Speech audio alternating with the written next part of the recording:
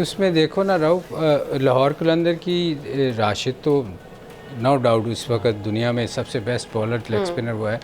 उसकी कमी देखे बाकी टीमों ने जिन जिन को अपनी कमी नज़र आई उन्होंने रिप्लेसमेंट उसी वक्त की, मगर लाहौर क्यों पीछे रह गया? क्योंकि लाहौर ने अपने लोगों पे काम ही नहीं किया। वो उसी में फंसे रहे कि हमारे फास्ट बॉलर रऊफ़ और शहीन और बाकी जो फास्ट ज़मान, ये तीनों ही हमें मैच जितवाएंगे। ऐसा नहीं होता। आपको उसी टाइम नज़र आ जाना चाहिए था कि रऊफ़ की परफॉर्मेंस पिछले 2 साल से अच्छी नहीं है। शहीन को खुद रियलाइज़ करना चाहिए था कि मैं खुद अच्छी बॉलिंग नहीं कर रहा। ज़मान तो उन सबसे बुरी बॉलिंग कर रहा था कि नया बॉल उससे होता ही नहीं है। तो बाकी टीमों ने चेंज की, लाहौर कलंदर उधर ही फंसा रहा। उसने कहा कि हम इन्हीं से जीतेंगे, हम पठान हैं, हम इधर से ही शुरू करेगा।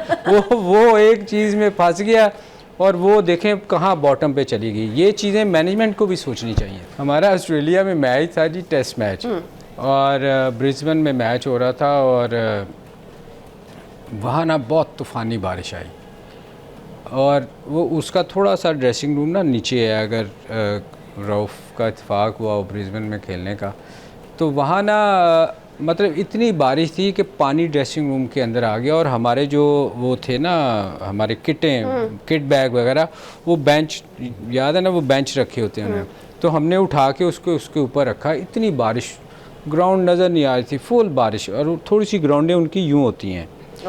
अच्छा, अब ना जेड भाई ज़हीर अब्बास हमारे बहुत बड़े पाकिस्तान के प्लेयर हैं, वो ना वो थोड़े से ना वो कभी इधर जाएं कभी उधर जाएं, और उन्होंने कहा यार मेरा आज बड़ा दिल था बैटिंग करने को और मैंने तो आज उड़ा के रखता। और ये टी से 1 घंटा पहले तक बारिश होती रही, मतलब आखिरी दिन था, मैच शुरू हो गया। अब मैं आधे घंटे के बाद बारिश रुकी है और हम सोच रहे हैं कि यार अब तो होटल जाएंगे, मैच शुरू हो गया आधे घंटे बाद। वैसे ड्राई उन्होंने उनकी ग्राउंड का ड्रेनिंग सिस्टम, आपकी जो बात कर रहे हैं कि आधे घंटे के बाद जहाँ पानी नज़र नहीं आ रहा, खड़ा नहीं हो, देख नहीं सकते थे आप ग्राउंड को, आधे घंटे बाद उन्होंने ड्राई करके मैच शुरू करवा दिया। अब आधे घंटे के बाद जब मैच शुरू हुआ तो हमारी बारी आई, टॉमसन और लिली बॉलिंग करने वाले थे। और जब मैच शुरू हुआ तो हम आधा घंटा पहले पाकिस्तान टीम मैच हार चुकी हुई इतनी तेज़ उन्होंने बॉलिंग की और हम सारे रास्ते यही सोचते रहे यार ये मैच ना ही होता, जेड भाई ने प्रैक्टिस करनी।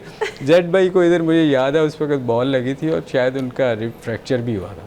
तो ये वहाँ का ये आलम है कि इतनी बारिश के बावजूद आधे घंटे बाद मैच शुरू हो गया था। हमारे यहाँ तो जैसे मैंने कहा लाहौर बारिश हो जाए तो सारे लिबर्टी का पानी आ जाता था। अब शुक्र है इन्होंने ठीक किया और कराची में भी इनको करना चाहिए। विव रिचर्ड की बात करें या बात करें गैरी सोबर की, sir you have seen their innings, अगर आज के दौर में होते, बिकॉज उस दौर में तो T20 था ही नहीं ना, अगर ये आज के दौर में होते, इनका क्या स्ट्राइक रेट होता है, इनकी क्या इनिंग्स होती, और क्या आज की अगर हम बात करें भारत की या पाकिस्तान की, कोई ऐसा खिलाड़ी है जो कहीं इनके आसपास हो कहीं?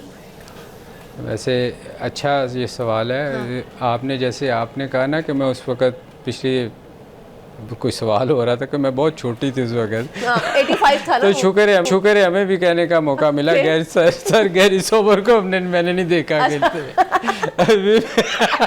मैं उसे बहुत छोटा था, ये था ही नहीं शायद। तो जैसे आपने कहा था ना, तो शुक्र है हमें भी मौका मिल गया। मगर सर गैरी सोबर बहुत बड़ा नाम था दुनिया में, और उनकी इनिंग्स मैंने वीडियो में देखी हैं, वायरल हुई थी। 6 छक्के सबसे पहले उन्होंने मारे हुए हैं, जो कि उस वक़्त कोई सोच नहीं सकता था ना। उस वक़्त की क्रिकेट में तो बंदे वो कहते ना भंग पी के आते सो जाते थे, 3-3 दिन बारी लेते थे, स्कोर करते थे। अच्छा। मगर वो बंदा उस वक़्त उसने काउंटी मैच में 6 छक्के मारे थे और बड़ा तेज़ खेलते थे और बड़ा खूबसूरत प्लेयर था, जो हम अपने सीनियर से सुनते रहे हैं उनके बारे में। विव के साथ मैं खेला हूँ, इसलिए विव का जो प्लेयर था वो मेरा ख्याल है उससे बड़ा प्लेयर शायद ही हमने देखा हो। रऊफ भी ने भी देखा है उनको खेलते हुए, और वो आजकल की क्रिकेट में अगर होता ना जी, तो वो तो ठुड्डे मार मार के छिक्के मारता, क्योंकि वो मेलबर्न की ग्राउंड में जो 100 गज की बाउंड्री में लोगों में क्राउड में छक्का मारता था और क्राउड में गिरता था, मतलब 110-20 गज का छक्का मारता था। तो आजकल तो टॉप एज लगती है, एज लगा है और छक्का हो गया। तो वो तो उसने तो, मैंने आपको उस दिन भी कहा था विव की कोई बात आपने सवाल किया था कि विव तो फास्ट बॉलरों को मैंने भागते हुए देखा हुआ है उसको बॉलिंग करते हुए। इवन हमारे स्किपर भी कई दफ़ा कहते थे यार ये बड़ा पागल है, ये तो आगे से पुल मार देता है। तो लोगों को फास्ट बॉलर को उससे घबराते हुए देखा है। तो ये दो बड़े ऐसे नाम थे। वैसे तो दुनिया में बहुत सारे प्लेयर उस वक़्त के गुजरे हैं जो न्यूजीलैंड के जो भी आप नाम ले रहे थे, मार्टिन क्रो, क्या बात है, क्या प्लेयर था वो। और बहुत सारे प्लेयर ऐसे गुजरे हैं जैसे बॉथम टाइप थे जो तेज़ खेलते थे, मारते थे, छक्के भी मारते थे, बॉलर तो था ही। तो बहुत सारे प्लेयर ऐसे गुजरे हैं जिनका आप जिक्र कर सकते हैं। अगर आज की क्रिकेट में होते 50 गज वाली में तो वो बहुत, मैं कहता हूँ आपको मज़ा आता। मेरी खुशकिस्मती है कि इन चारों जो टॉप के जो ऑलराउंडर थे इनके साथ खेला था।